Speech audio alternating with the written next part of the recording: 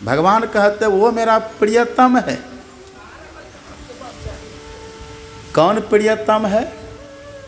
तो मम अनुशासन मानई जोई, जो मैं कहता हूँ वैसा कोई मान ले और जैसा मैं करने के लिए कहता हूँ वैसा करे, तो वो मेरा प्रियतम है।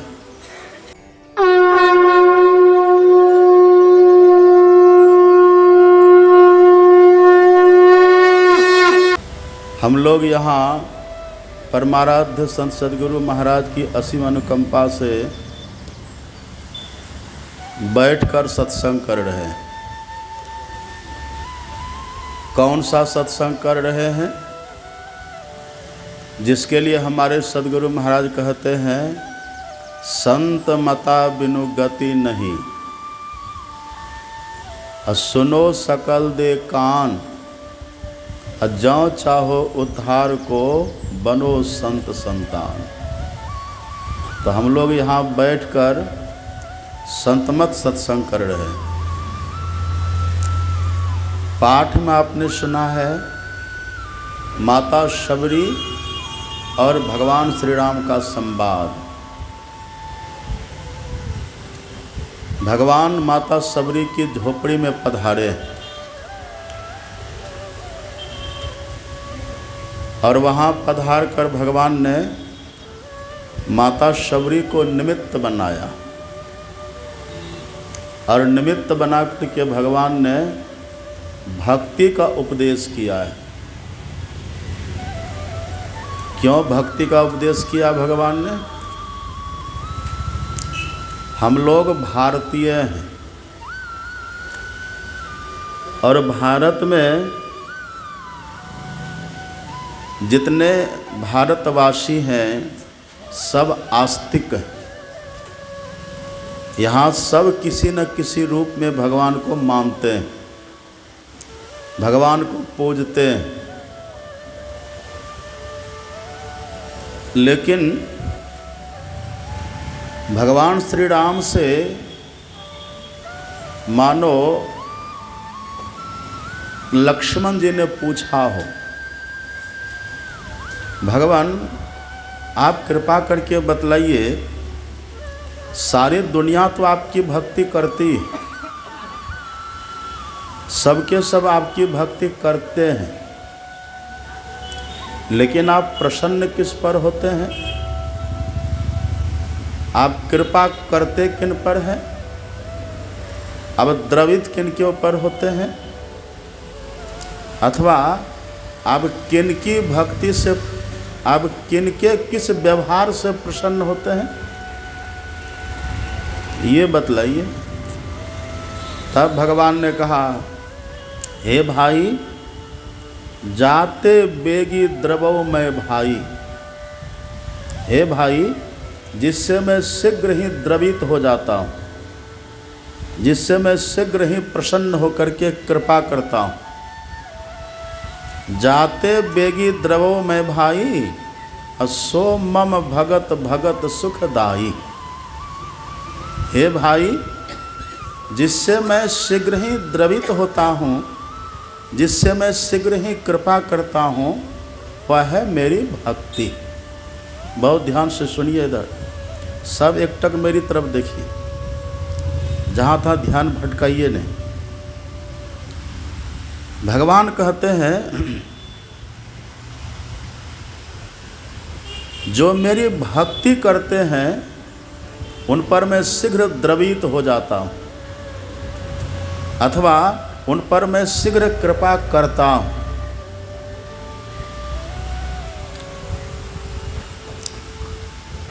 तो भक्ति का अर्थ होता क्या है? भक्ति कहते हैं किसको? अपने यहाँ सब भक्ति करते हैं, किसी न किसी रूप में सब कोई यहाँ भक्ति करते हैं। कबीर साहब कहते भक्ति सब करे, सब भक्ति करते हैं, लेकिन भ्रमना ना टरे। भक्ति भी करते हैं और भ्रम हमारा टलता भी नहीं है। भक्ति सब करे भ्रमना ना टरे, अब भक्ति जंजाल दुख द्वंद्व भारी। अब ब्रह्म चिन्ह है नहीं, अब ब्रह्म पूजत फिरे, हिय की आँख क्यों फोड़ डारी। यहाँ भक्ति तो सब करते हैं, लेकिन किस प्रकार की भक्ति करने से भगवान खुश होंगे,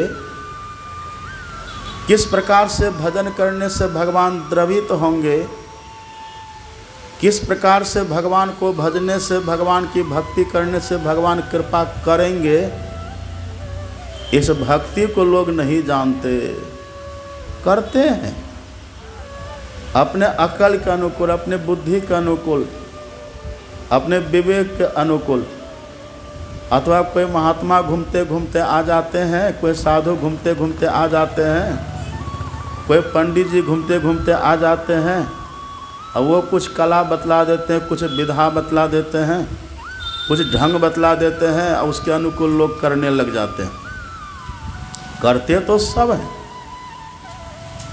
लेकिन किस प्रकार की भक्ति करने से भगवान खुश होंगे, हम किस प्रकार से भगवान की सेवा करें जिससे भगवान खुश होंगे। एक उदाहरण देखिए, आप बहुत ध्यान से सुनिएगा। जैसे एक समर्थ पिताजी हैं, एक पिताजी ऐसे हैं जिनके पास धन भी है, पद भी है, प्रतिष्ठा भी है, यश भी है, हर तरह के सुख सुविधाएं भी हैं, और उस पिताजी के कई पुत्र हैं, उनके कई पुत्र हैं। आप पढ़िए, रामायण में लिखा हुआ है, एक पिता के विपुल कुमारा, होई है पृथक गुणशील आचारा, को पंडित को तापस ज्ञाता, को धनवंत सुर को दाता, को सर्वज्ञ धर्मरत कोई, सब पर पितहि प्रीति सम होई। बेटा का है जैसे चाहे कैसा भी हो, पिताजी का प्रेम सब पर बराबर होता है कि नहीं। बेटा जैसा भी है, लेकिन पिताजी सबको स्नेह प्रेम समान देते हैं।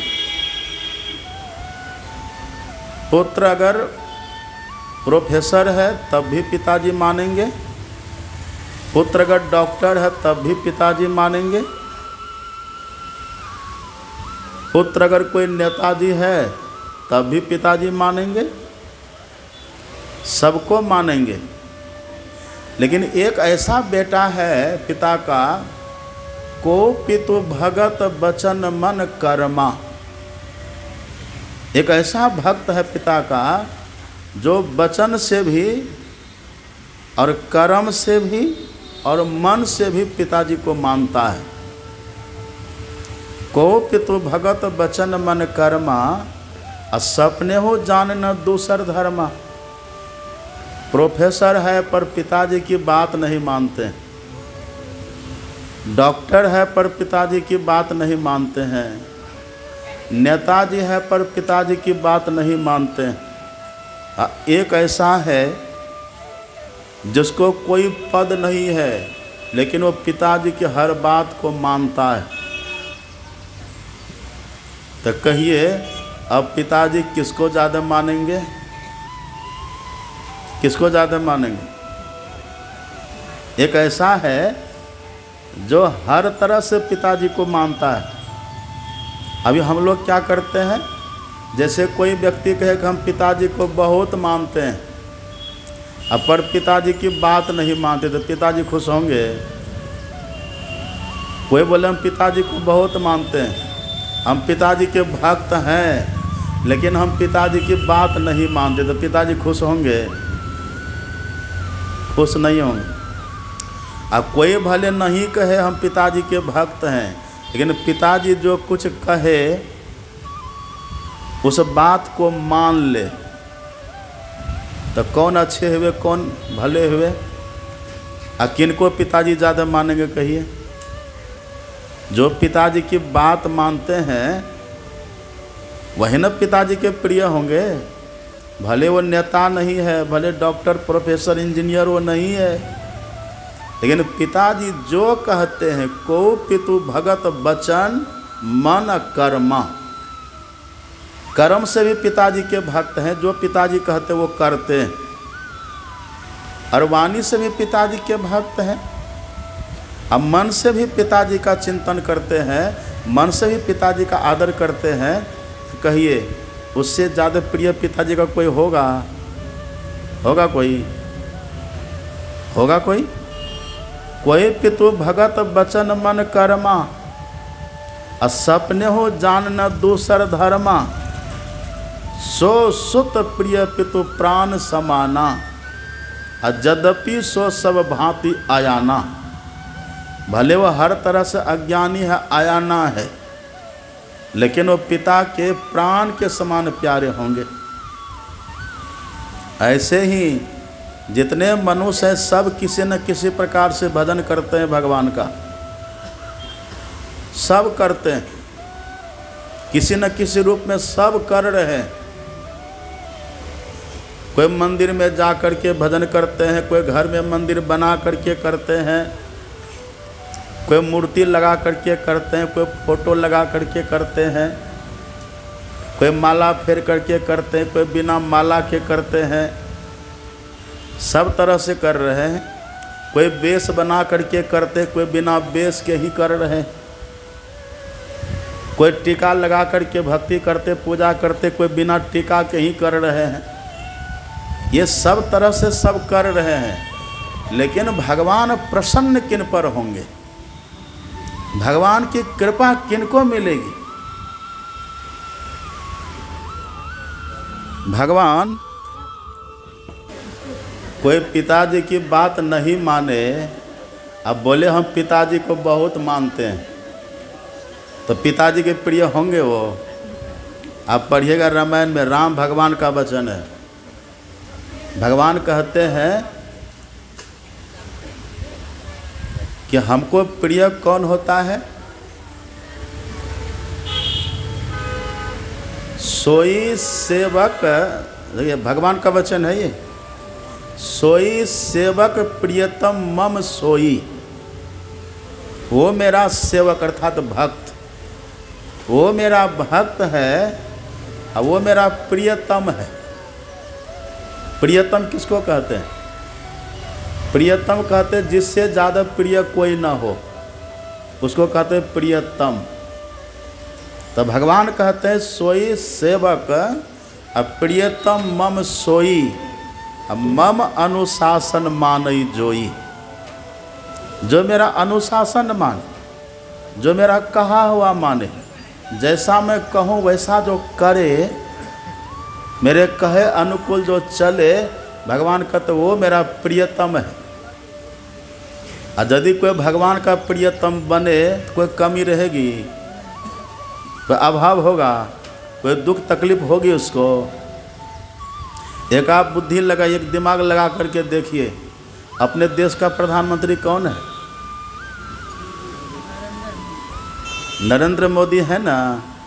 और यदि कोई नरेंद्र मोदी का प्रियतम हो, कोई प्रधानमंत्री का ही प्रियतम बन जाए, प्रियतम जिनसे ज़्यादा प्रिय कोई है ही नहीं।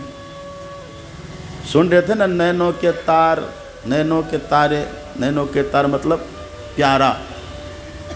यदि कोई प्रधानमंत्री के ही प्रियतम बन जाए तो कोई उसको अभाव होगा?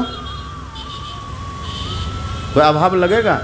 अरे जो देश का सबसे बड़ा आदमी है, हम उसके प्रियतम हैं।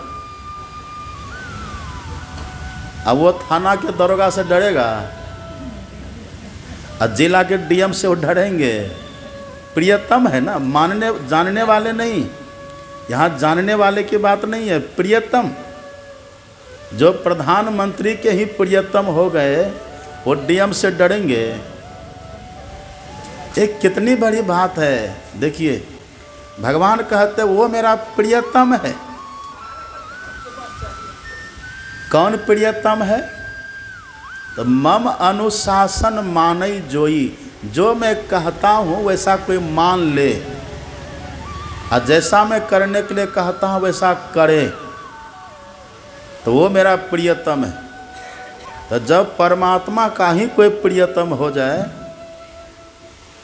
वह परमात्मा का ही सबसे अधिक प्रिय हो जाए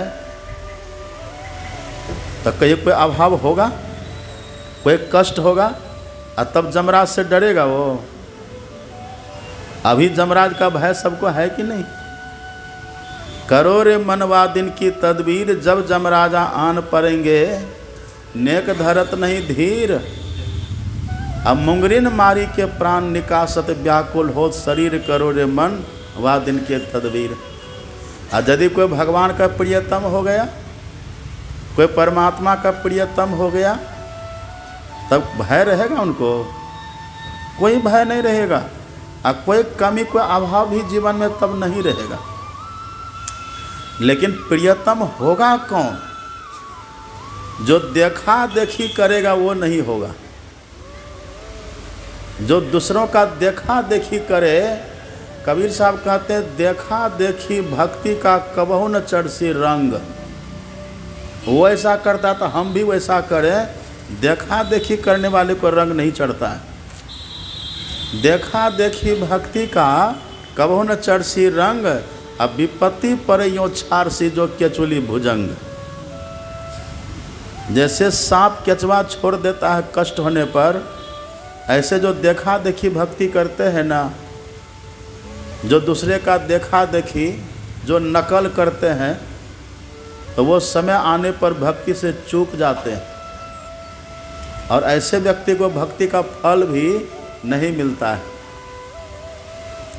तो भगवान का अनुशासन है क्या, अथवा भगवान का आदेश है क्या, जिससे भगवान शीघ्र प्रसन्न होंगे? भगवान कहते हैं जाते बेगी द्रवो मैं भाई। लक्ष्मण जी से कहते हे भाई, जिससे मैं शीघ्र कृपा करूँगा, जिससे मैं शीघ्र द्रवित हो जाता, वो है क्या? सो मम भगत भगत, सो मम भक्ति भगत सुखदाई। वो मेरी भक्ति। अब भगवान की क्या भक्ति है तो भगवान न जानेंगे। भक्ति मतलब सेवा, और सेवा मतलब जिससे सेव्य प्रसन्न हो जाए। सेवा हम उससे को कहते हैं जिससे, जिनकी हम सेवा करें वो प्रसन्न हो जाए। वही है सेवा, अथवा वही है भक्ति। तो हम कैसे प्रसन्न होंगे तो हमको न पता है। हम कैसे प्रसन्न होंगे ये हमको पता है। आप कैसे प्रसन्न होइएगा ये आपको पता है। ऐसे भगवान कैसे प्रसन्न होते हैं ये भगवान को पता है। और सुने न वही बात भगवान, पहले तो भगवान ने इतना कहा सोई सेवक प्रियतम मम सोई मम अनुशासन मानई जोई। अजाते बेगी द्रवो मैं भाई, सो मम भक्ति भगत सुखदाई। जो मेरा अनुशासन माने, जो मेरा कहा हुआ माने, वो मेरा प्रियतम है। और मैं चाहता हूँ कि मेरी सब भक्ति करे, जिससे मैं द्रवित होता हूँ, जिससे मैं प्रसन्न होता हूँ। तो भक्ति भगवान की है क्या? भगवान खुद बतला रहे हैं। यदि भगवान की भक्ति हम बताएंगे तो गलती हो जाएगी। भगवान की भक्ति आप बताइएगा तो गलती हो जाएगी। और यदि भगवान की भक्ति भगवान बताए तब गलती होगी, तब होगी गलती। अब भगवान अपनी भक्ति अपने से बताए, लेकिन व्यक्ति कहे कि नहीं हम वो भक्ति नहीं करेंगे, हम अपने वाला ऐसे ऐसे भक्ति करेंगे, तो भगवान खुश होंगे? अब समय भी दे रहे हैं, समय लगा रहे हैं, परिश्रम कर रहे हैं, धन व्यय कर रहे हैं, धन लगा रहे हैं, लेकिन सब आपका व्यर्थ जा रहा है। क्यों? क्योंकि जिनकी भक्ति आप कर रहे हैं ना, वो जिस तरह से भक्ति करने के लिए कहते वैसी भक्ति आप कर ही नहीं रहे। प्रसन्न नहीं होंगे वो। इसलिए भगवान ने माता सबरी से कहा कि हे सबरी, नवधा भगति कहूँ, मैं कह रहा हूँ। और सबरी को भक्ति नहीं थी क्या? सबरी भक्ति में अपूर्ण थी, अधूरी थी। सुने न अभी पाठ में भगवान ने उसको पहले ही सर्टिफिकेट दे दिया, सकल प्रकार भगति दृढ़ तोड़े। हे सबरी, आपको सब प्रकार की सुदृढ़ भक्ति है। आप सकल भक्ति में कुशल हो, निष्णात हो। तो फिर भगवान कह क्यों रहे हैं? कह रहे हैं हमारे लिए, मनुष्य मात्र के लिए कह रहे हैं भगवान, हम सबके लिए कह रहे हैं भगवान। अभी देखते हैं लोग कहते हैं ये सब सत्संगी है, ये सब सत्संगी है, मतलब ये सब गुरु महाराज को मानते हैं, अब भगवान को नहीं मानते हैं, यही लोग कहते हैं ना। तो भगवान को किसको कहेगा कि मानते हैं? जो भगवान की बात मानेंगे वही ना भगवान को मानते हैं। और जो भगवान की बात नहीं माने, जैसे कोई पिताजी की बात नहीं माने, बोले हम पिताजी के भगत हैं, अब पिताजी की बात नहीं माने, उसको भगत कहिएगा? एक है जो कभी नहीं कहता हम पिताजी के भगत हैं, भले पिताजी का फोटो नहीं लगावे, लेकिन पिताजी जो कहे वो करे। तो पिताजी के फोटो वाले को भगत कहिएगा? पिताजी की मूर्ति वाले को भगवान कहिएगा कि पिताजी की आज्ञा को मानने वाले को भगत कहिएगा? है ना सही बात? ये विवेक आता सत्संग से। बिनो सत्संग विवेक न होई, राम कृपा बिनो सुलभ न सोई। बिना सत्संग के विवेक नहीं आता। ये विवेक हमको सत्संग से जगता है। बहुत ध्यान से सुनिए, चंचल मत होइए आप लोग, इधर सुनिए, ये विवेक जगेगा। तो भगवान माता सबरी को निमित्त बनाए हैं, बस उनके पास भक्ति पहले से है, उनको निमित्त बना करके भगवान ने हम सबको उपदेश दिया है, मनुष्य मात्र को उपदेश दिया है। भगवान कहते हैं नवधा भगति कहो तो ही पाही। हे सबरी, मैं आपसे 9 प्रकार की भक्ति कहता हूँ, इसको सुनिए, सावधान सुनो, सावधान होकर के सुनिए। अच्छा, राम जहाँ कह रहे थे, भगवान जहाँ कह रहे थे, वहाँ श्रोता कितना था? जहाँ पर ये उपदेश भगवान कर रहे वहाँ श्रोता कितना है? अकेले है माता सबरी, है ना, अकेले। और है भी कैसी? सकल प्रकार भगति दृढ़ तोड़े। जो पहले से परिपूर्ण है भक्ति में, एक ही श्रोता है, उसको देखिए भगवान क्या करे, सावधान सुनो, सावधान होकर के सुनिए, और धरो मन माही, मन में धारण करिए। जो सुनते हैं ना वही समझते हैं, और जो समझते हैं वही करते हैं, और जो करते हैं वही पाते हैं। सुनेंगे नहीं तो समझेंगे क्या, और समझेंगे नहीं तो करेंगे क्या, और करेंगे नहीं तो फिर मिलेगा क्या? एक बात सुन लीजिए बहुत ध्यान से, यदि हमारी दिशा ठीक रहेगी ना, तो आज न कल गंतव्य पर हम पहुंच जाएंगे। और यदि दिशा ही हमारी गलत हो जाएगी तब पहुंच पाइएगा? अब किसी को जाना है दिल्ली, अब बैठ जाए कलकत्ता के ट्रेन में, जाना है दिल्ली, रास्ता पकड़ लिया है कलकत्ता का, दिशा ही गलत हो गई है, तो दिल्ली पहुंच पाएगा? वो पहुंच पाएगा दिल्ली? और जिसको दिल्ली जाना है, दिल्ली का मैप ले लिया, दिल्ली का रास्ता पकड़ लिया, दिशा उसकी सही हो गई, तो कहिए भले धीरे धीरे चलेंगे, लेकिन एक दिन पहुंचेंगे कि नहीं? Slow and study wins the race, जानते हैं ना आप? धीरे धीरे लगातार जो सही दिशा में चले, अंततोगत्वा पहुंच जाता है। और चलने में गति बहुत है, स्पीड बहुत है, पर दिशा गलत है, पहुंच पाएगा? इसलिए भगवान ने माता सबरी को निमित्त बना करके हमें दिशा दे दिया है। राम ने दिशा दिया है। राम ब्रह्म परमार्थ रूपा, साक्षात ब्रह्म है। हम जिनके अंश, हम जिनकी संतान हैं, हम जिनका भजन करके जन्म मृत्यु से छूटेंगे, हम जिनका भजन करके, जिनका दर्शन करके हम मोक्ष पाएंगे, वो है राम। राम कहिए, कृष्ण कहिए, शिव कहिए, एक ही बात है। इसमें फर्क है कोई? राम कहिए, कृष्ण कहिए, शिव कहिए, ये सब भगवान हैं। इधर कबीर कहिए, नानक कहिए, बुद्ध कहिए, महावीर कहिए, सदगुरु महाराज कहिए, ये सब संत हैं। और संत भगवंत में कोई अंतर होता है? होता कोई अंतर? संत भगवंत अंतर निरंतर नहीं। किमपि मति विमल का दास तुलसी।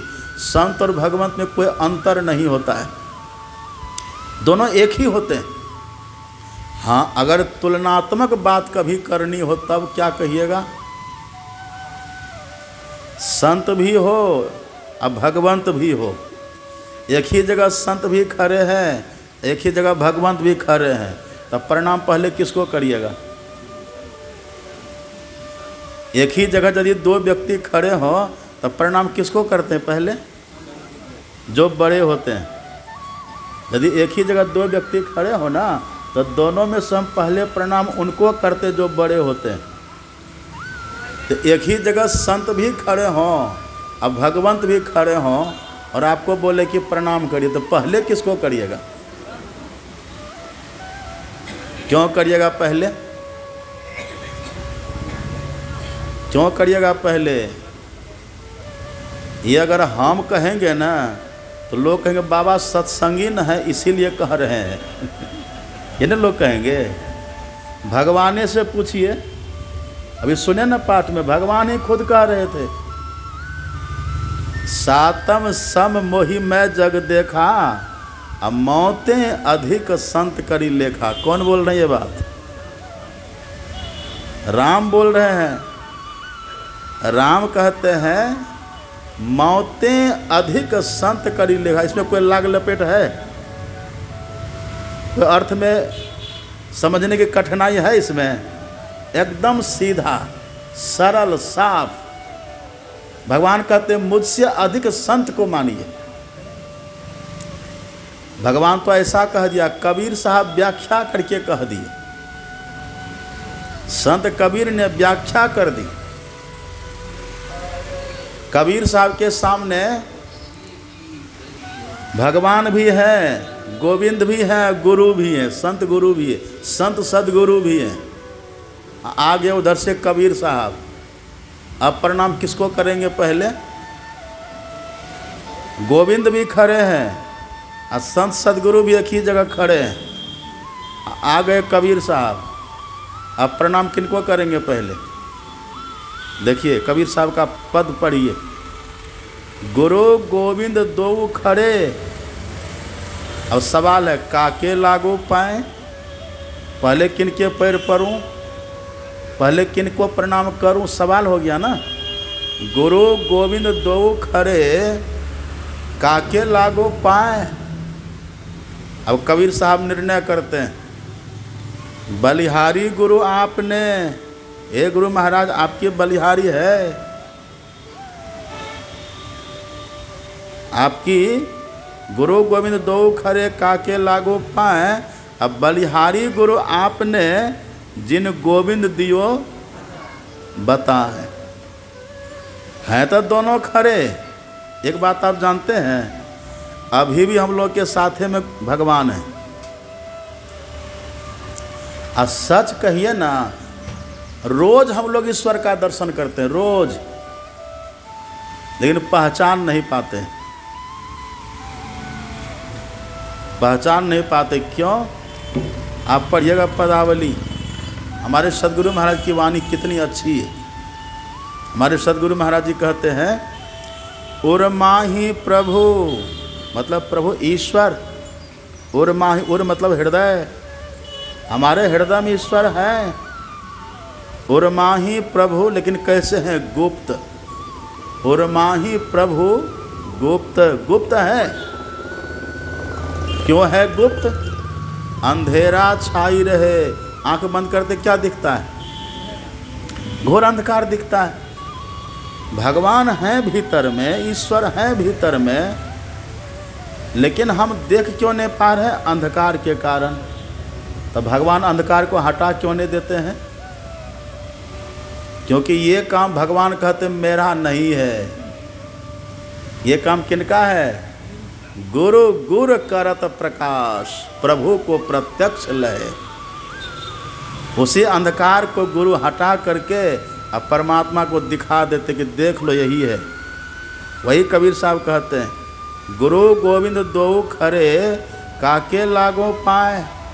अब बलिहारी गुरु आपने जिन गोविंद दियो बताएं। संत और भगवंत एक ही होते हैं, पर कुछ मायने में संत भगवंत से विशेष होते हैं। ये कोई सत्संगी कोई साधु नहीं कह रहे, खुद भगवान ही कह रहे हैं।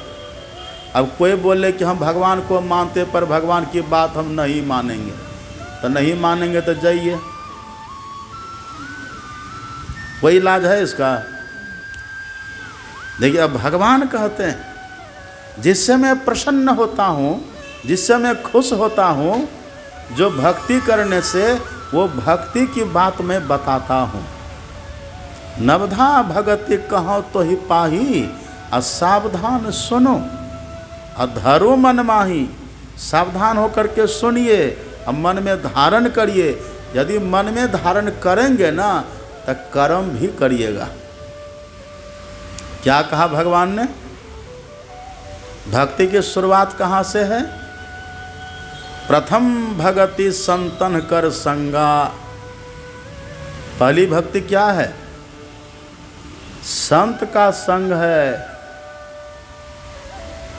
तो भगवान से पूछा कि भगवान आप क्यों कहते हैं कि पहली भक्ति संत का संग है? हम संत का संग क्यों करें? आप जो कहते प्रथम भक्ति संतन कर संगा, तो हम संत का संग करें क्यों?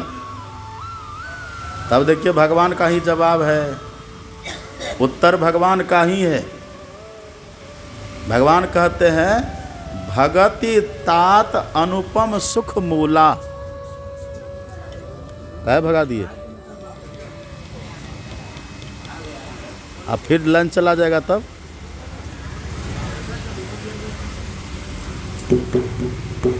अब फिर लंच जाएगा तो फिर बंद करिएगा।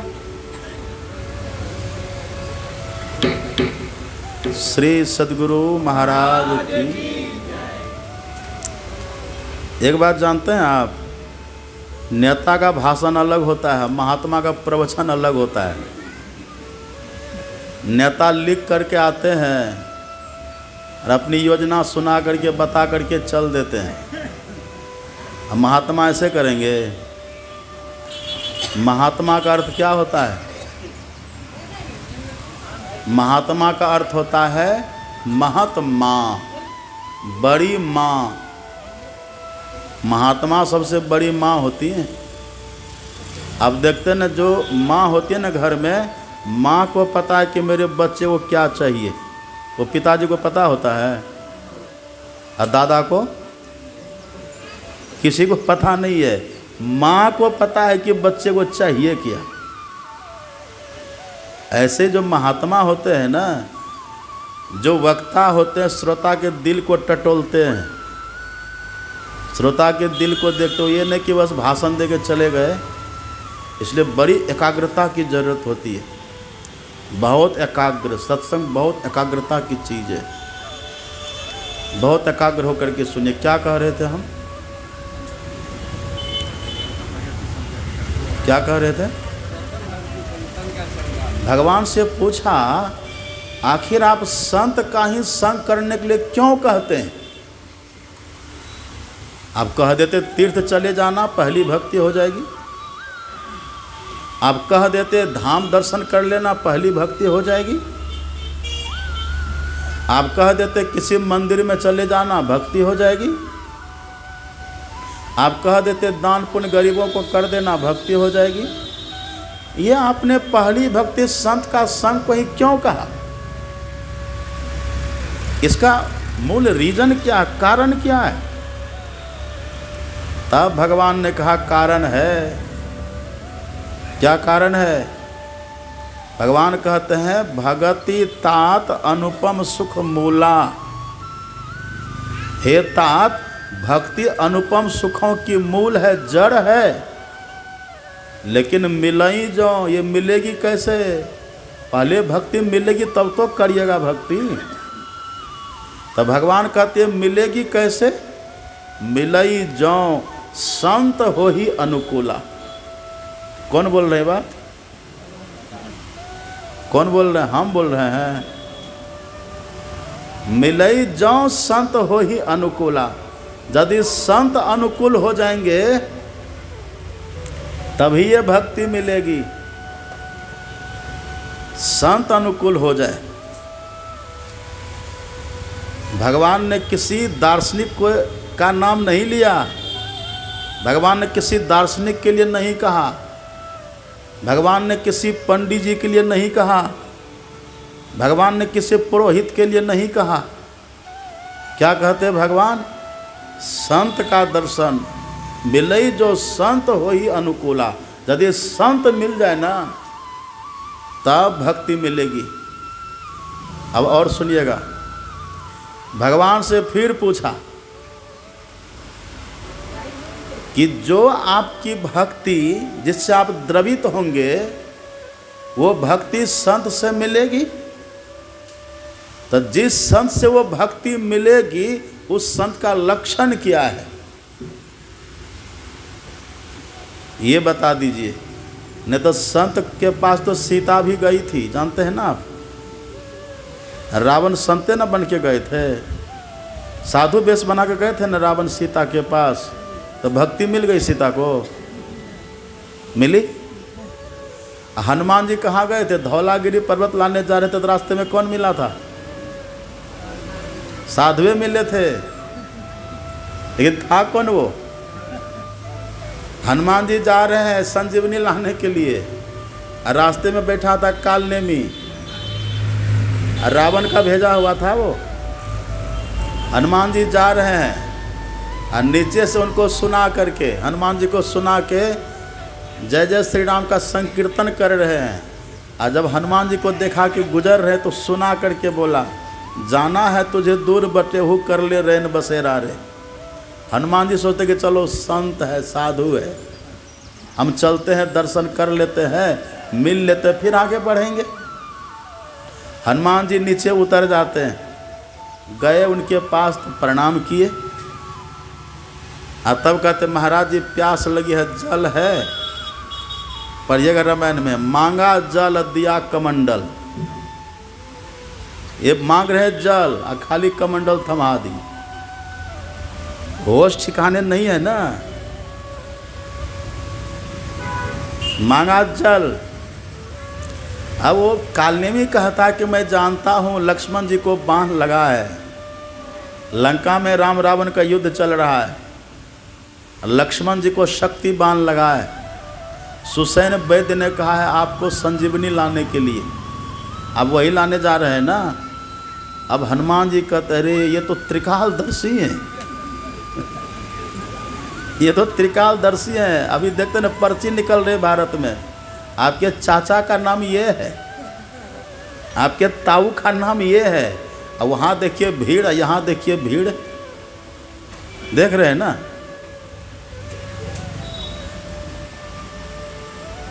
आखिर संत होते कौन है? जिस संत से हमको वो भक्ति मिलेगी जो भक्ति करने से आप प्रसन्न होंगे।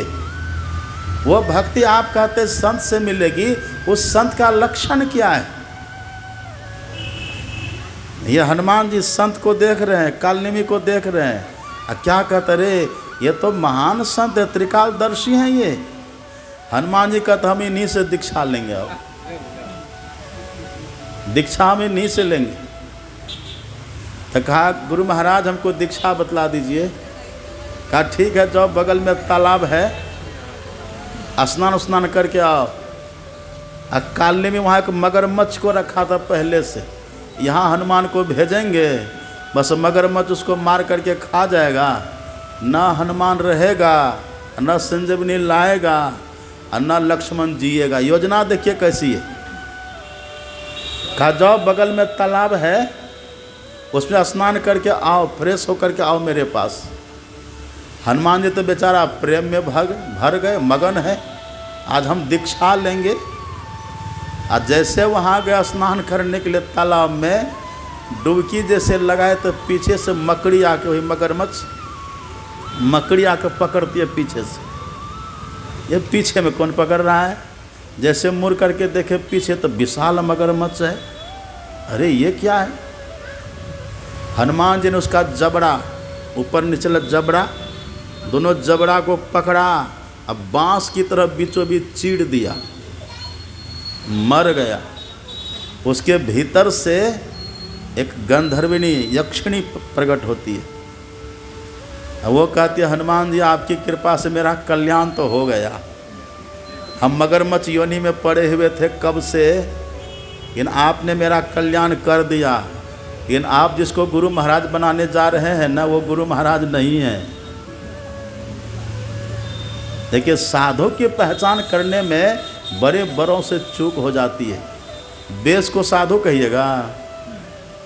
वेश से कोई साधु होता है? वेश कैसा भी हो, पर जिसके ऊंचे ख्याल है और दिन बाहर से दिखे पर भीतर से मालो माल है। कोई कहता भिक्षु है, कोई कहता कंगाल है, और पर गुदरी पहने वो गुदरी का लाल है। वेश से कोई संत नहीं होता।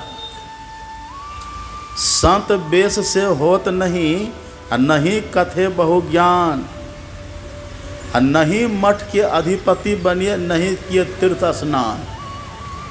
इससे नहीं होता है। ये सवाल है भगवान से, आखिर उस संत का लक्षण क्या होगा?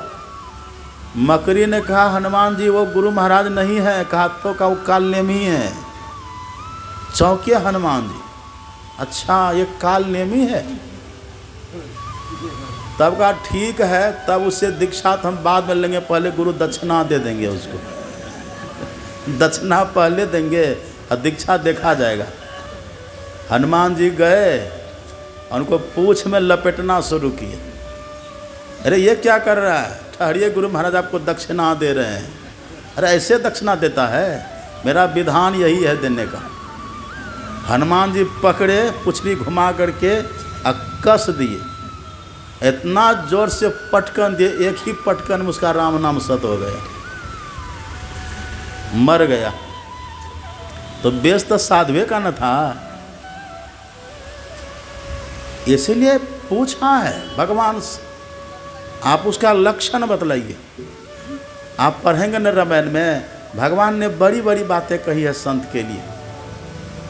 एक जगह तो भगवान कहते हैं, संतन के लक्षण सुनु भ्राता, अगणित श्रुति पुराण विख्याता। संत का कितना लक्षण है, उसका गणित, उसकी गणना हो ही नहीं सकती, अगणित है, उसकी गणना नहीं हो सकती। सुनिएगा, ध्यान से सुनिए।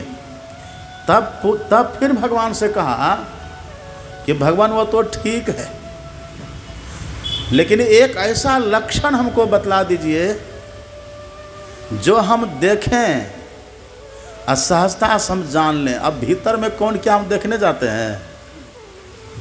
जो कोई कहे साधु को चिन्हा, तुलसी हाथ कान पर दिन्ना। जो कोई के साधु को हम पहचान लिए तो समझ जाओ गलत बोल दिए, नहीं पहचान सकेंगे। जो कोई कहे साधु को चिन्हा, तुलसी हाथ कान पर दिन्हा। विधि हरि हर कवि कोविद वाणी, कहत साधु महिमा सकुचानी। ये सबको भी संकोच होता है कि हम साधु की महिमा कहेंगे, अब पता नहीं जिसकी महिमा हम कहेंगे वो साधु होगा कि नहीं होगा। बड़े बड़े नहीं पहचान कर सकते। हनुमान जी जब पहचान नहीं कर सके, हनुमान जी को आप जानते हैं न कौन है? बुद्धिमताम वरिष्ठम, ज्ञानी नाम अग्रगण्यम है ना हनुमान जी। और शंकर भगवान के 11 रुद्रावतार हैं वो। वो जब पहचान नहीं कर सके तो हम लोग पहचान कर लेंगे। भगवान से कहा एक ऐसा कुछ हमको लक्षण बतला दीजिए जो देखें तो उनको हम मान सकें, वो लक्षण बतलाइए।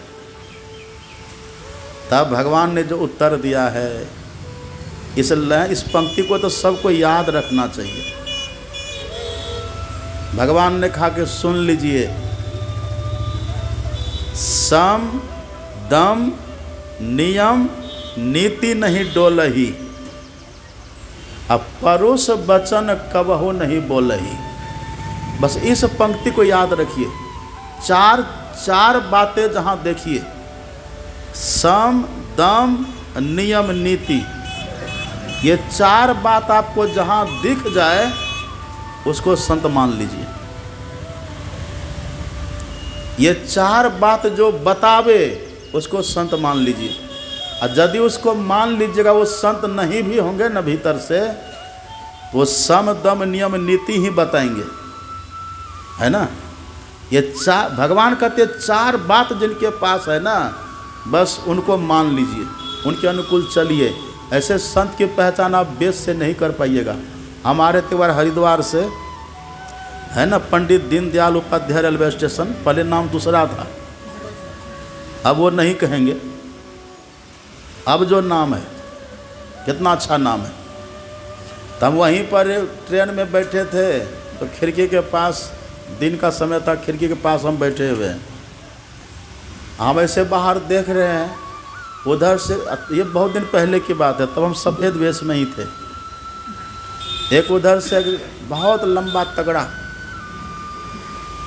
6.5 फीट हाइट वाला महात्मा, इतना रुद्राक्ष की माला कंठी गला में, त्रिपुंड, हाथ में चिमटा, कमंडल, एक ज्वाला, हल्फी पहना हुआ पूरा, एक ही कुर्ता, सीधे वो मेरी तरफ आ रहे हैं। हम जैसे देखे एकदम बिल्कुल निशाना लगा करके हम ही को बिल्कुल इधर ही आ रहे हैं। तो जैसे हम देखे तो हम चौंके, ये एकदम बड़ा नाक के सीध में आ रहा है, हम ही को देख के आ रहा है। तो हम ही थोड़ा सावधान हो गए।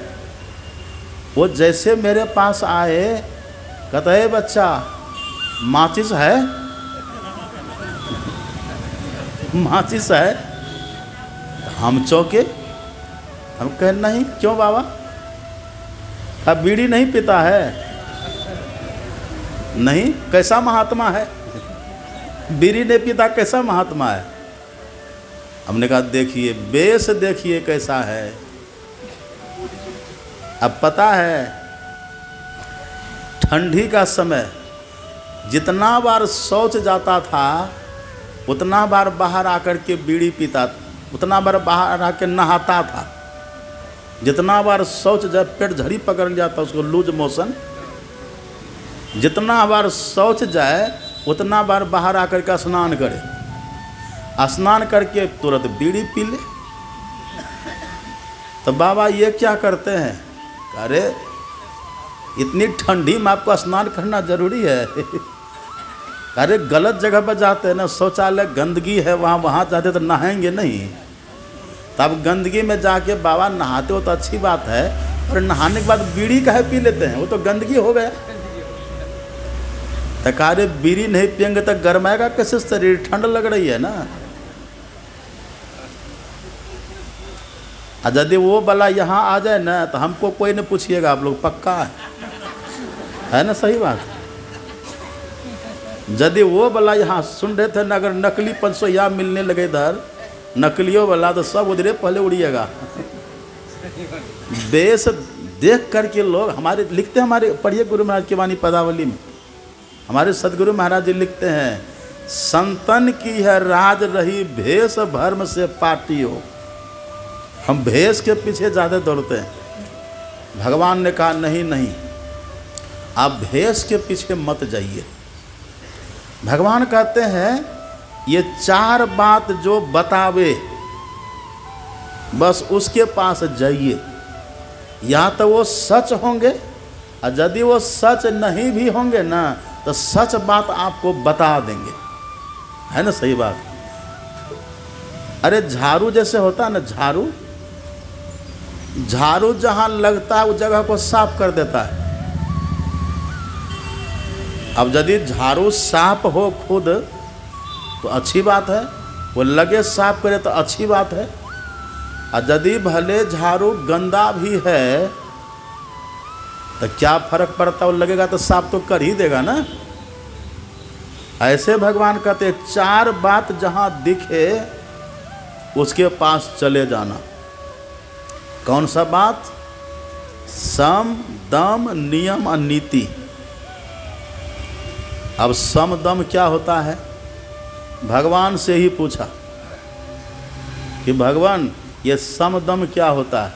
सुने ना भी पाठ में, ये सम दम क्या है, भगवान नहीं बताया है। भगवान ही कहते हैं दम किसको कहते हैं, दम कहते किसको हैं। भगवान कहते हैं छठ दम शील विरति बहु कर्मा निरत निरंतर सज्जन धर्मा। भगवान कहते हैं दम किसको कहते हैं, दमशीलता। दम मतलब, दम की साधना मतलब दमशीलता। यह छठी भक्ति, छठ दमशील। ये दमशीलता की जो साधना है ना, यही है दम की साधना। अच्छा, दमशील किसको कहते हैं, दमशील किसको कहते हैं, दमशील। दमशील का शाब्दिक अर्थ होता है इंद्रिय निग्रह। क्या होता है, दमशील का शाब्दिक अर्थ होता है इंद्रिय निग्रह। लेकिन हम आपको जो बताएंगे उस सहजता से भी देखिए। दम, दम किसको कहते हैं, लोग कहते हैं मेरा दम फूलता है, कहते हैं ना, सीढ़ी पर चढ़ते तो दम फूल जाता है, मतलब श्वास लेने में दिक्कत, श्वास लेने में दिक्कत क्या कहते हैं, दम फूल रहा है, मतलब आराम से श्वास हम नहीं ले सकते। यही जो श्वास प्रश्वास की प्रक्रिया, जो श्वास हम लेते हैं छोड़ते हैं ना, ही न दम है, ही न दम है। इसी दम को सील जो कर दे, सील का मतलब क्या होता है, सील का अर्थ पढ़िएगा बंद कर देना। सील का मतलब सील्ड कर देना, बंद कर देना। तो जो दम को, इस श्वास प्रश्वास की प्रक्रिया को बंद कर दे, यही है दमशीलता। तो श्वास प्रश्वास की प्रक्रिया को बंद करिएगा, करके देखिए तो 2 मिनट करके देखिए तो क्या होगा, राम नाम सत हो जाएगा। पर भगवान क्या कहते हैं, यही है दमशीलता। जो श्वास प्रश्वास की प्रक्रिया को रोक दे, जो श्वास प्रश्वास की प्रक्रिया को बंद कर दे। अच्छा, आप जानते हैं मरने के समय क्या होता है, सबको हम लोग को मरना है कि नहीं। ऐसा कोई है जो कभी नहीं मरेंगे, ऐसा है कोई, एक दिन सब मरेंगे। अब मरने के समय होगा क्या, इसमें किसी को दुविधा नहीं है कि हम नहीं मरेंगे कि मरेंगे, सब जानते हैं हम मरेंगे। ये बात बिल्कुल पक्की है। लेकिन हम जो मरेंगे, तो मरने के समय होता है क्या, अब पढ़िए महापुरुषों का वचन, वेदव्यास जी का वचन, संत वेदव्यास। वेदव्यास संत भी है और भगवान भी है। वेदव्यास जी कहते हैं जब मरने लगते हैं ना व्यक्ति, प्राण प्रयाण समये कफ बात पित्त हो कंठावरोधन विधो स्मरणम कुतस्ते। वेदव्यास जी कहते हैं जब मृत्यु का क्षण आता है ना, जब हम मरने लगते हैं, तो उस समय कफ से, बात से, पित्त से श्वास की जो नली है ना, वो धीरे धीरे अवरुद्ध होने लग जाता है। सुन रहे ना सब, पंडाल में है कि नहीं। क्या होता है मरने के समय, श्वास प्रश्वास की जो नली है ना नली, वो नली धीरे धीरे बंद होने लग जाता है। उस नली के भीतरी भाग में एक लेयर चढ़ना शुरू हो जाता है, किसका, कफ का, बात का, पित्त का। कैसे चढ़ता है ये लेयर, वो धीरे धीरे बंद कैसे होता है, ये अंतिम में सबके साथ होता है। ये कौन करता है, ये जम करता है। प्राण प्रयाण समये कफवात पित्तो कंठावरोधन, कंठ को अवरुद्ध करता है। स्मरणम कुतस्ते, उस समय क्या करिएगा। तो भगवान कहते हैं जो अंतिम में होने वाला है ना हमारे साथ, भगवान कहते उस क्रिया में पहले कुशल हो जाइए। यही है दम की साधना, उस क्रिया में पहले कुशल हो जाइए। अंतिम में जो जमदूत हमारे श्वास प्रश्वास को बंद करेगा ना, हम बंद करने की कला पहले सीख लें। ये बुद्धिमानी है कि नहीं। जो काम जो घटना हमारे साथ अंतिम में घटने वाली है, पक्का तय है, तो भगवान कहते वो काम आप पहले कर लीजिए, ताकि जब अंतिम क्षण आवे ना, मृत्यु के क्षण, उस समय आपको कष्ट नहीं हो। आप जानते हैं, अभी आप 2 मिनट बंद करके देखिए ना, तिलमिला जाएंगे हम लोग, दम घुटेगा, बड़ा कष्ट होगा। लेकिन आप अपने सदगुरु महाराज की जीवनी पढ़िए। हर्निया हो गया था सदगुरु महाराज जी को, ऑपरेशन करना था, ले गए पटना। डॉक्टर नंदलाल मोदी तब संत मत के प्रधानमंत्री रहा करते थे, उन्हीं के निवास पर ठहरे और डॉक्टर शैलेंद्र कुमार सिंह सदगुरु महाराज जी का ऑपरेशन करते। तो सदगुरु महाराज जी से पूछा, सदगुरु महाराज जी ने पूछा डॉक्टरों से कि मेरा ऑपरेशन कैसे करिएगा। तो कहा कि सरकार कुछ हम इंजेक्शन देंगे, शून्य कर देंगे, बेहोश कर देंगे।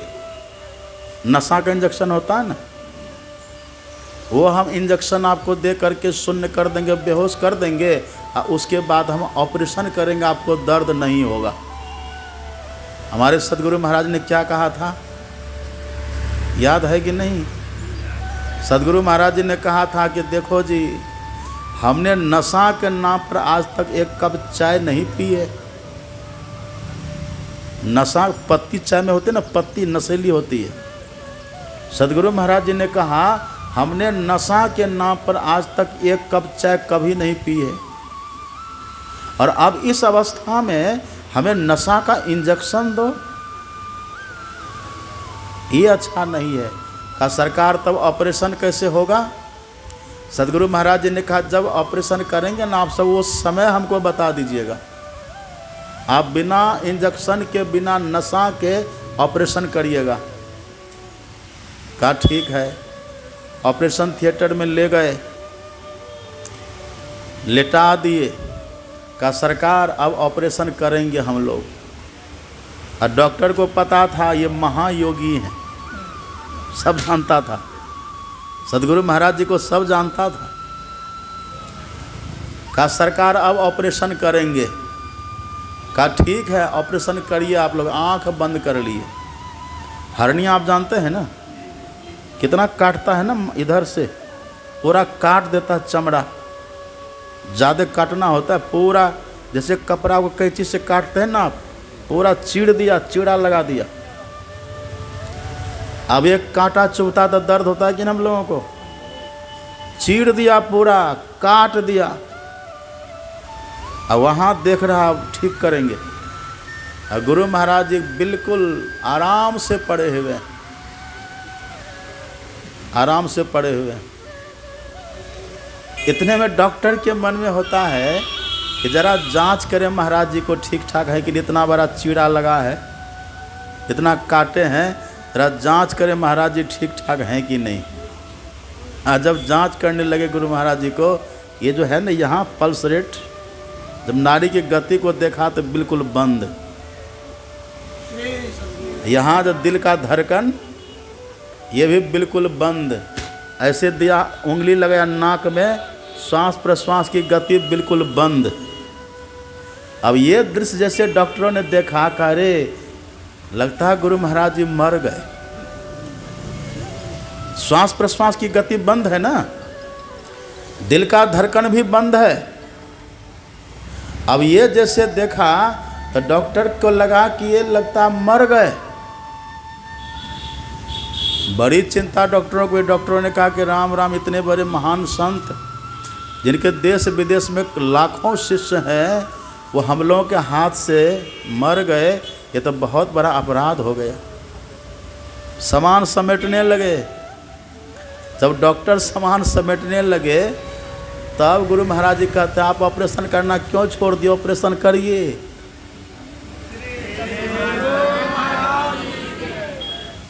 श्वास चलने लगा, ऑपरेशन करना क्यों छोड़ दिया, ऑपरेशन करिए। ये कैसा चमत्कार है ऐसा भारत में चमत्कार अभी। ऑपरेशन करिए। आश्चर्यचकित हो गए डॉक्टर। अब फिर गुरु महाराज जी आराम से आंख बंद कर लिए। फिर मरने वाली दशा आ गई। जा मरने से जग डरे, मेरो मन आनंद, आ कब मरियो कब पैहो पूरन परमानंद। मरिए तो मरी जाइए, छूटी पड़े जंजार, ऐसी मरनी को मरे दिन में 100-100 बार। ये दमशीलता। सदगुरु महाराज तो परमात्मा ही थे, उनकी बात हम नहीं कर रहे, पर एक उदाहरण। स्वामी राम तीर्थ गए थे ना अमेरिका, वहाँ के लोगों ने कहा अपना परिचय दीजिए, आपका विज्ञापन छपाया जाएगा, तब न लोग आएंगे आपका सुनने के लिए। स्वामी राम तीर्थ ने कहा हम ऐसे अपना परिचय नहीं देंगे, यहाँ के बड़े बड़े डॉक्टरों को, MBBS MS जितने बड़े बड़े डॉक्टर हैं ना, MD सबको बुलाइए, वो मेरी जांच करेंगे। सब डॉक्टर को बुलाया गया और स्वामी राम तीर्थ खड़े हो गए, कहा करो मेरी जांच। ये देखा बंद, दिल का धड़कन देखा बंद। अब किसी के दिल का धड़कन बंद हो, नाड़ी की गति बंद, तो क्या कहिएगा, मुर्दा कहिएगा ना।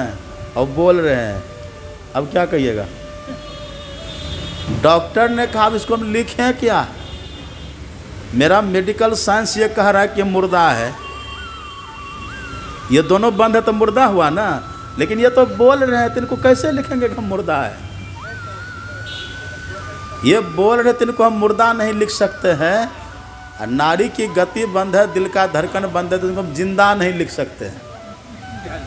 अब क्या लिखें। तब लिखा था अंतिम में डॉक्टरों ने, भारत के जंगल से एक मुर्दा जोगी आया हुआ है। अब गुरु नानक देव जी महाराज की वाणी पढ़िए, नानक जीवतिया मरी रहिए, ऐसा जोग कमाइए, अब बाजे बाजा हो सिंगी बाजे तो निर्भव पद पाइए। ऐसा जोग कमाइए कि जीते जी मुर्दा की तरह हो जाइए। दमशील दम, ये श्वास प्रश्वास की गति हम रोकने में समर्थ हो जाएं। कैसे रोकिएगा इसको, यही भेद जो बतला दे, भगवान कहते उसके पास जाना। कौन बोल रहे हैं ये बात, कौन बोल रहे हैं, गुरुनंदन बोल रहा है राम बोल रहे, भगवान का वचन है ये जो बतावे भेद उसके पास जाना। पांचवी भक्ति भी है, मंत्र जाप मम दृढ़ विश्वासा, एक मंत्र भी जप करने के लिए बतला दे, एक रूप का भी ध्यान बतला दे, वो भी है। ये तो कोई आपको बता देगा, ये कोई बता देगा आपको। एक नाम का जप करने के लिए, अब भगवान के रूप का ध्यान करने तो कोई भी बता देगा आपको, लेकिन भगवान कहते हैं सम दम नियम, ये दम की साधना जो बतावे उसके पास जाओ, बेस वहां पर मत देखो। ये दम की साधना हमारे गुरु महाराज जी किनसे सीखे थे, याद है ना ना ना ना।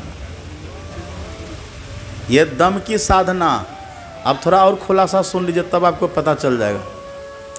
ये श्वास प्रश्वास की गति रुकेगी कैसे, कैसे रोकिएगा। देखिए आप पढ़िए पदावली, सदगुरु महाराज की पदावली पढ़िए। हमारे सदगुरु महाराज कहते हैं, गंग जमुना सरस्वती संगम पर संध्या करो नित भाई। अब देखिए, दृष्टि युगल कर अंगुल द्वादश पर, दृढ़ थिर धरु ठहराई। परिणाम क्या होगा?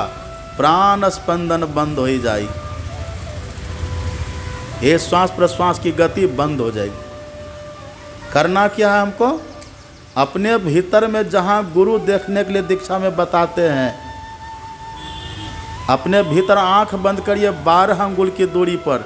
ये बिना दीक्षा का खुलासा नहीं होता। और दीक्षा में भी लोग एक बार में समझते ही नहीं हैं। 12 अंगुल कैसे नापिएगा? भीतर में कैसे नापिएगा? इसकी युक्ति विधा, दीक्षा विधि। जो अपने भीतर में गुरु इंगित स्थान पर एक टक देखते हैं। कैसे देखते हैं? दोनों दृष्टिधार को मिला करके देखते हैं। दृष्टि युगल कर अंगुल 12 पर, सुनिए इधर ध्यान से। दृष्टि युगल कर अंगुल 12 पर दृढ़ थिर धरु ठहराई। दृष्टि को वहाँ टिका के रखिए। परिणाम क्या होगा? प्राण स्पंदन बंद हो ही जाई, अपने आप बंद हो जाएगा। बंद करना नहीं, अपने आप बंद होगा। अब मनहु तदई चंचलाई, मन की चंचलता भी खत्म हो जाएगी। आप कहेंगे कि बाबा ये तो आप ठाकुर स्वाहाती अपने गुरु महाराज की बात करते हैं,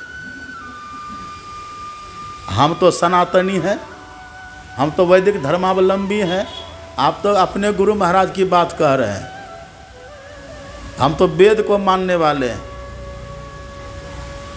अब वेद को पढ़िए ना। संत जो बोलते हैं ऐसे बोलते हैं, टटोल करके बोलते हैं। आप पढ़िए, सांडल्योपनिषद पढ़िएगा, वेद का ज्ञान कांड, सांडल्योपनिषद। ऋषि सांडल्योपनिषद के ऋषि कहते हैं 12 अंगुल पर्यंते, 12 अंगुल। हमारे गुरु महाराज क्या कहते हैं? दृष्टि युगल कर अंगुल 12 शब्द को मिलाइए। हम लोग ऐसे संत मत में हैं, ऐसे गुरु महाराज को मान करके दीक्षा लेके साधु बन के भजन करते हैं। इतना सत्संगी ऐसे हैं, देखा देखी में हैं। शब्द को मिलाइए। दृष्टि युगल कर अंगुल 12 पर, 12 शब्द है ना यहाँ। अब पढ़िए सांडल्योपनिषद में ऋषि कहते हैं 12 अंगुल पर्यंते, एकदम सेम शब्द है, वही शब्द है। नासागरे विमले अंबरे, अपने नासाग्र से 12 अंगुल की दूरी पर स्वच्छ आकाश में दृष्टि को स्थिर करिए। हमारे गुरु महाराज वही कहते हैं, दृष्टि युगल कर अंगुल 12 पर दृढ़ थिर धरु ठहराई। आप कहेंगे कि हाँ ये तो है, मिल तो गया। और कोई संत कहे हैं? और कोई संत कहे हैं?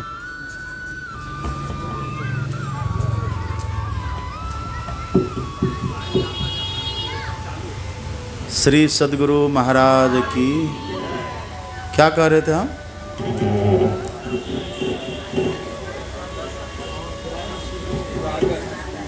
हाँ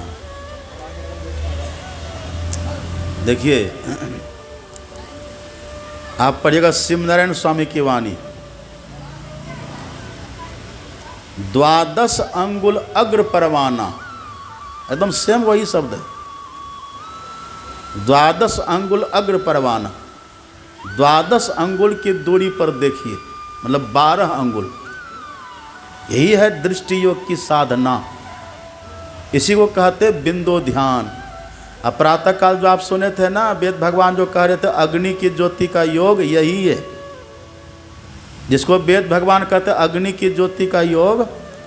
उसी को राम भगवान कहते छठ दम शील विरति बहुकर्मा। अब लोग कहते कि हाँ है, हमसे थोड़े होगा, ये तो बाबा सबका काम है। हवा खाली बबे का निकलेगा, अंतिम में हवा सबका निकलता है। करना सबको पड़ेगा, यही भक्ति है। केवल घंटी बजा देने से, शंख फूंक देने से काम चल जाता तो हम कहते तो हमारी बात को कोई नहीं मानते। कहते हैं वो, आप जिनके लिए कहते कि हम उनके भगत हैं, वो बोल रहे हैं, ऐसा वो करने के लिए कह रहे हैं। जिन ढूंढा तिन पाया, गहरे पानी पैठ, अब मैं बौरन डुबन डरी रही किनारे बैठ। आप ये मत कहिए कि हमसे नहीं होगा, ये इतना सरल है, हम लोग को गुरु महाराज जी ने रटा दिया है। बिंदु ध्यान विधि, नाद ध्यान विधि, सरल सरल जग में प्रचारी है कि नहीं। गीता पढ़िए अब 9वां अध्याय, वहाँ भगवान कहते हैं सुसुखम कर तुम अव्ययम। सुसुखम, सुसुखम का मतलब क्या है? जो करने में बड़ा सुखपूर्वक किया जाए। अब कृष्ण की बात पर आपको विश्वास नहीं है, अब कृष्ण भगवान की मूर्ति रख करके पूजिए, फोटो लगा करके पूजिए, लड्डू गोपाल को खूब मानिए, उनकी बातें नहीं मानिए, तो खुश होंगे भगवान? भगवान का वचन है ये, भगवान ऐसा कहते हैं।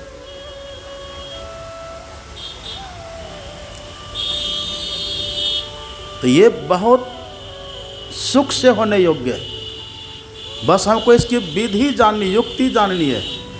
एक बात और आप जानते हैं, इस क्रिया को करने के लिए यदि आप और हम लग जाएंगे ना, सफलता तो दूर की बात है। भगवान तो यहाँ तक कहते अयति श्रद्धा योपेतो, उतना यत्न कोई नहीं कर सके, लेकिन श्रद्धा कम से कम हो। अगर श्रद्धा भी है ना इसमें, तो समझिए दिशा हमारी ठीक है। ये बुद्धि में अटा लीजिए बात को, ये दिशा हमारी ठीक है, और दिशा ठीक है तो दशा भी ठीक हो जाएगी। और दिशा आपकी गलत है तो दशा कभी ठीक होगी? अब कितनों प्रयास कर लीजिए, दिशा ही गलत होगी तो कैसे दशा ठीक हो जाएगी? ये दिशा हमारी ठीक होनी चाहिए। तो भगवान कहते हैं यही जो बतावे, जो दृष्टि योग की साधना, जो छठदम शील, ये जो बतावे, आप उसके पास चले जाइए, वो चाहे जिस किसी भी वेश में हो। ये दृष्टि योग की साधना हमारे गुरु महाराज जी किन से सीखे थे, आप बताइए? किन से सीखे थे? किन से सीखे थे? हाँ, वकील साहब थे ही भागलपुर में, मायागंज, राजेंद्र बाबू। बेस नहीं था उनका साधु का बेस नहीं था उनका।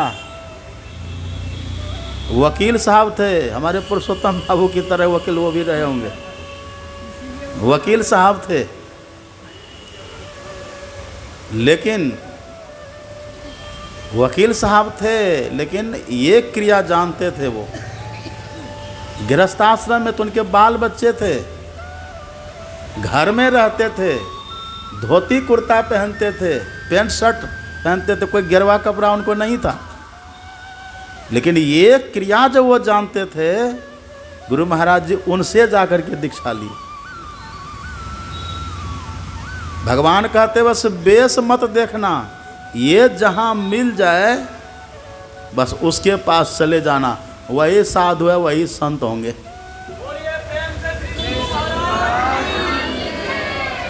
अब इससे ज़्यादा खुलासा कुछ होगा? यह है दम की साधना। दम की साधना से भीतर में प्रकाश होगा। छठी भक्ति करने से भीतर प्रकाश होता है। अब प्रकाश होने से होगा क्या? प्रकाश का फल क्या है? आप पढ़िए पदावली। भा प्रकाश, भीतर में भा प्रकाश, मिटल अंधियारी, असुख भयल बहुत तेर है, आ गुरु कृपा की कीमत नाही मिटल 84 फेर है। 84 का फेर मिट जाएगा। अभी देखते हैं हम लोग यहाँ बैठे हैं ना, कितना अच्छा सत्संग कर रहे हैं। और देखिए चारों तरफ पंखा की व्यवस्था, गर्मी लग रही है तो पंखा चला लिए, और ठंडी लगेगी तब हीटर चला लीजिएगा। गर्मी लगे तो कूलर पंखा, और ठंडी लगे तो हीटर कंबल रजाई। अब भूख लगे तब कितना बढ़िया बढ़िया भोजन करते हैं कहिए। अब प्यास लगी तब बिसलरी मंगाते हैं कि नहीं, बढ़िया से बढ़िया पानी पीते हैं कि नहीं, मिनरल्स वाला पानी पीते हैं ना। कल्पना करिए यदि मानव का तन छूट गया और कुत्ता बिल्ली बन जाएंगे तब कौन देगा वहाँ पंखा चलेगा वहाँ कोई? तब कौन वहाँ कूलर की व्यवस्था कर देगा? आप कहिए। यही देखिए, यही ये व्यवस्था उधर नहीं है। लेकिन यदि ये साधना आप कर रहे हैं, सफलता तो दूर की बात है, केवल आप करिए। इसको अभ्यास करने का भी फल है। भगवान कृष्ण का पढ़िए दूसरा अध्याय गीता, नेहा विक्रम नाशोस्ते प्रत्यवायु न विद्यते स्वल्पमप्यस्य धर्मस्य त्रयते महतो भयात्। जो थोड़ा सा भी अभ्यास करेंगे ना, वो महाभय से बचेंगे। महाभय क्या है? मानव तन के अलावा किसी और तन में चला जाना, यही है महाभय। कैसे बचेगा? हमारे गुरु महाराज कहते हैं भा प्रकाश। लोग कहते हैं कि सत्संग करते रहिए, थोड़ा बहुत जब ध्यान करते रहिए मनुष्य बनेंगे। एक बात और, एक दोहा सुना देते संत कबीर साहब की। संत कबीर साहब का दोहा सुना देते हैं, लोहा घुन न लागई आ सोना जंग न खाए, आ गुरु की चेताई आत्मा कबहू नरक न जाए।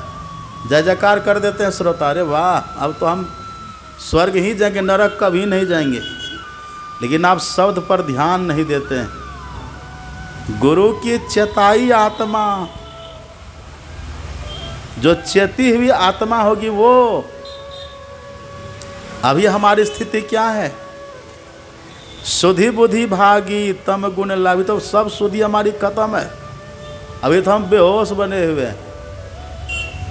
अभी तो मोह की रात्रि में सो रहे हैं। मोह निशा सब सो निहारा। अब देखिए सपन अनेक, अभी तो सो रहे हैं, अनेक प्रकार का सपना हम देख रहे हैं। इसी सपना से जो जगे वह है गुरु की चेताई हुई आत्मा। गुरु की चेताई जो चेत में आ गया, जो होश में आ गया। अंधकार में जब तक हम रहेंगे ना, तब तक होश हमारा खत्म है। कितनों पढ़ लीजिए ना, कितनों डिग्री ले लीजिए, बड़ी से बड़ी डिग्री। बड़ी डिग्री कौन होती है? PhD, और उससे बड़ी डिलीट। वो डिग्री ले लीजिए, और यदि अंधकार में घूम रहे ना हम लोग, तो समझिए बेहोश है, अज्ञान में ही हैं, अज्ञाने में हैं। कौन चेतते हैं? जिसके भीतर यही दम की साधना करके जो अंधकार से पार हो। सुन रहे थे न प्रातःकाल, तमसो माँ ज्योतिर्गमय, वेद का है, महावाक्य है ये। हे प्रभु, मुझे अंधकार से प्रकाश की तरफ ले चलो। ये केवल पाठ करने के लिए है। जो अंधकार से प्रकाश की तरफ जाते, भा प्रकाश मिटल अंधियारी, सुख भयल बहुत तेरे है, गुरु कृपा की कीमत नाही मिटल 84 फेरे। हाँ, ऐसे हम सत्संग करते हैं। अंतिम में जैसी मति होगी वैसी गति होगी, यही सूत्र है। चाहे सत्संग करिए या कि नहीं करिए, अंतिम में जो मति होगी वैसी गति होगी। देहावसान समय चित्त यद्यद विभावेत तत्तदेव भवे जीव इत्यव जन्म कारणम। अंतिम में जो मति होगी वो गति हो जाएगी। और यदि सत्संग खूब हम कर रहे हैं और अंतिम में हमारी मति खराब हो गई तो गति खराब हो जाएगी। नाम सुने हैं ना उनका, जर भरत का नाम सुने हैं कि नहीं? भरत, आप और हम तो घर में रह के करते हैं। अब भरत घर छोड़ के वहाँ नेपाल गए, गंडकी नदी के तट पर पुलह ऋषि के आश्रम के बगल में बैठ करके तपस्या करते थे और गंडकी नदी के पानी में खड़ा होकर के जप करते थे। फिर भी मर करके मृगा बन गए। क्यों? अंतिम में मृगा की याद आ गई। अंधकार में रहिएगा तो वृत्ति फिसलती है। हाँ, गुरु की कृपा हो, अपना प्रारब्ध हो तो कभी काल मर करके मनुष्य भी बन जाते हैं। या अगर वृत्ति फिसल गई, अंतिम अन्य योनियों में चले भी गए, भरत जब मरे ना मृगा बन गए, और जैसे फिर वो मृगा मरा तो फिर से मनुष्य वह जड़ भरत बन गया है। तो फिसलने का डर है। यदि भीतर में प्रकाश हो गया, दृष्टियों की साधना हम सीखे, लग गए, थोड़ा थोड़ा करिए, रोज थोड़ा थोड़ा ही करना है। अगर थोड़ा थोड़ा हम कर रहे हैं और कहीं गुरु कृपा से वहाँ वृत्ति लग गई हमारी, थोड़ा थोड़ा कर रहे, कहीं वृत्ति लग गई, अब प्रकाश हो गया, और आपको क्या लगता है किसी के भीतर प्रकाश नहीं है? बहुत अपने सत्संगी हैं अभी भी जिनके भीतर है, और जिसके भीतर प्रकाश हो गया ना, अब उसको पक्का सर्टिफिकेट मिल गया कि अब वो 84 लाख में नहीं जाएंगे। अब प्रमाणित हो गया उसका, ये प्रकाश ही उसका प्रमाण पत्र है। अंधकार में तो फिसलने का डर है, फिसलने का भय है, बड़े बड़े फिसल जाते, बड़े बड़े फिसल जाते। भगवान बुद्ध का पढ़िए ना, 5 से 50 जन्म लगा, कहाँ कहाँ गए हैं वो, तितर बन गए, सांप बन गए, क्या क्या बने, और फिर आके फिर भजन, 5 से 50 जन्म लगा। तो यही साधना की पद्धति जो जाने, इसको कहते दम की साधना, यह है छठी भक्ति। भगवान कहते हैं कि हे सबरी, ये जो बतावे उसके पास चले जाना। और दूसरा क्या है? दूसरा है सम की साधना। सम किसको कहते हैं? सम, देखिए सम में 2 अक्षर है, स और म। सम, स से समन और म से मन, जिससे मन का नाश हो जाए, जिससे मन मरे, उसको कहते सम की साधना। मन कैसे मरेगा? प्रकाश में जाने के बाद भी दम की साधना करने से भी मन नहीं मरता है, नहीं मरता है। मन बुद्धि चित्त अहंकार की है त्रिकुटी लग दौर। जो प्रकाश का केंद्र है ना त्रिकुटी, वहाँ तक मन जाता है। मन प्रकाश में खत्म नहीं होता है। भगवान कहते हैं ऐसी साधना जो बतावे जिससे मन मर जाए, उसके पास जाओ, उसी का नाम है सम की साधना। तो मन किससे मरेगा? ढेला फेंकने से मन मर जाएगा? सुन रहे बात की नहीं? मन कैसे मरेगा? अच्छा, मन को कभी देखे आज तक? अब डॉक्टर के पास जाते हैं, कहीं आपको भीतर में फ्रैक्चर हो जाता है, कोई ट्यूमर, कोई गांठ हो जाती है, या अल्सर, कैंसर, कुछ भी भीतर जिसको होता है, तो डॉक्टर कहता है अल्ट्रासाउंड कराइए। आप अल्ट्रासाउंड कराते हैं, भीतर का सब फोटो आता है कि नहीं?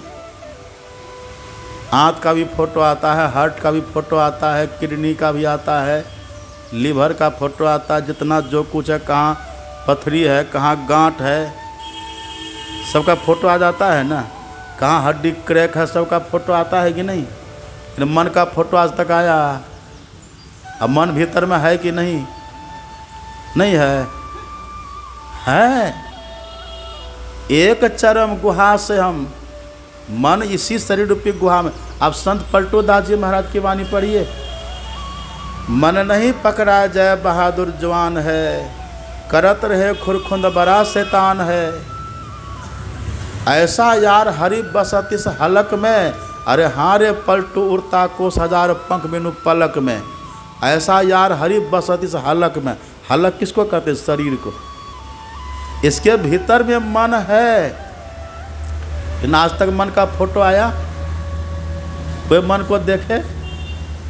कैसे मारिएगा मन को?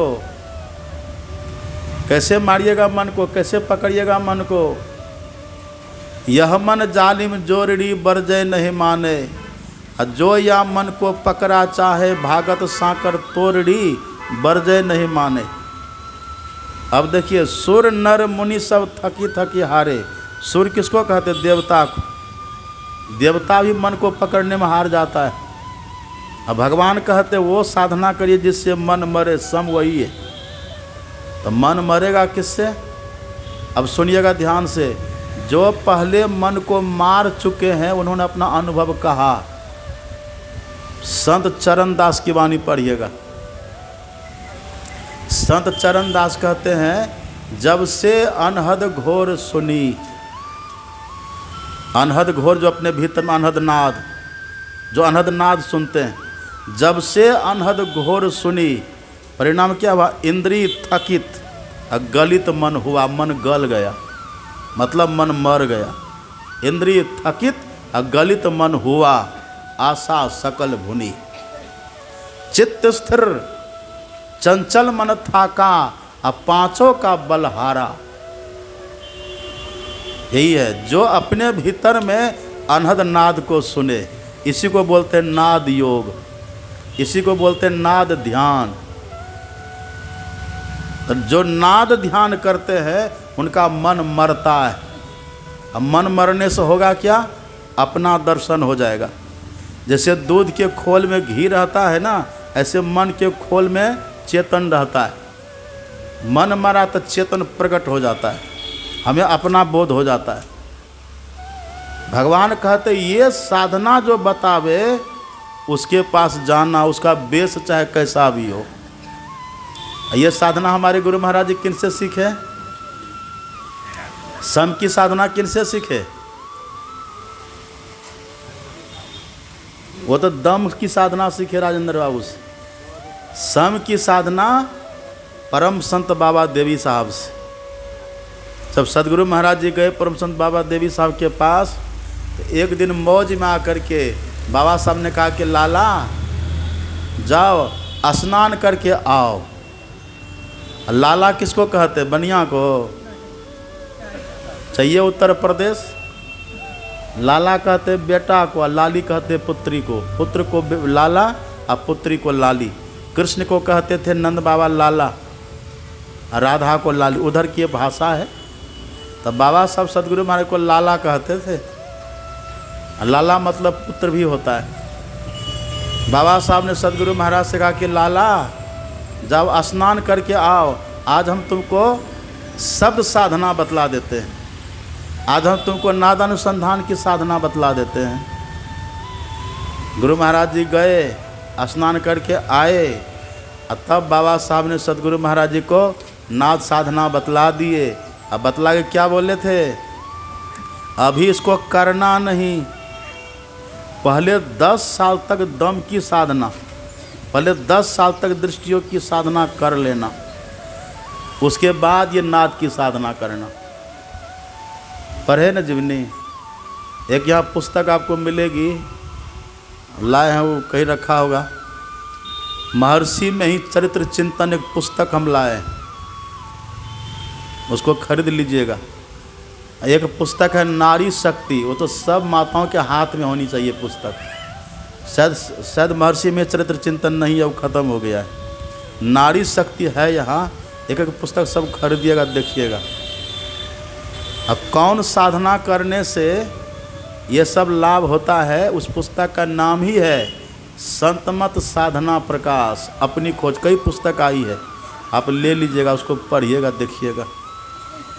तो ये है सम, मतलब बिंदु ध्यान और नाद ध्यान। ये देखिए, ये कौन बोल रहे हैं सब बात? ये भगवान का ज्ञान है ना। भगवान कहते हैं ये दो भेद जो बतावे, सम दम की साधना जो बतावे, वो किसी भी बेस में हो उनसे ले लेना। और टीका खूब बढ़िया लगा लिए, बेस खूब बढ़िया बना हुआ है, अब माला भी पहने हुए हैं, अब पूछिए सम की साधना किसको कहते हैं? अरे छोड़ो ये सब, भगवान का नाम लो, भगवान का नाम लो। भगवान कहते ये करो और तुम गुरु बन के कहते हो कि भगवान का नाम लो।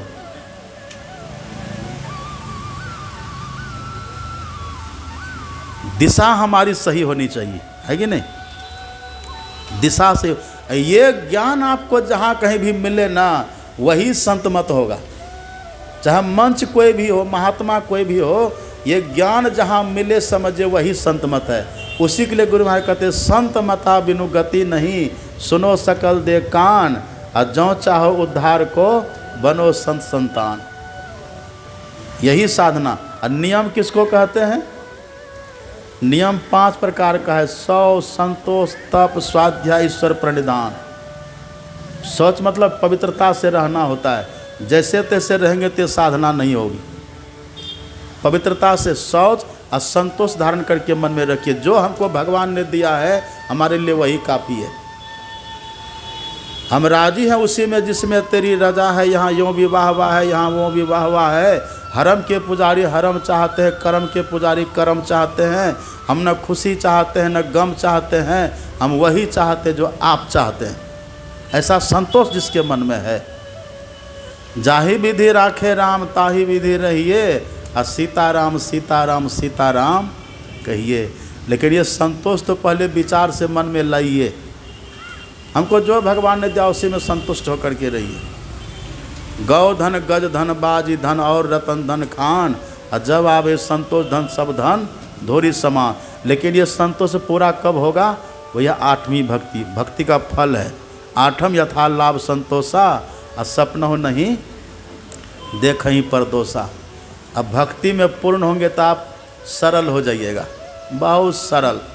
अभी तो लोग इतना मुंह लटका करके बैठते जैसे जमराज बैठा हुआ है, देख के डर लग जाता है। कि जब भक्ति के पराकाष्ठा पर पहुँचेगा, इतना सरल हो जाइएगा कि कौवा को भी आपसे डर नहीं लगेगा। मुनिगण निकट खग मृग जाही, अब बाधक बधिक सुदूरी पराही। आपके पास पशु पक्षी, हमारे गुरु महाराज के आश्रम में था ना, हिरन था, एक हिरन था, बिल्ली, एक कुत्ता, एक तोता, चारों साथे रहता था।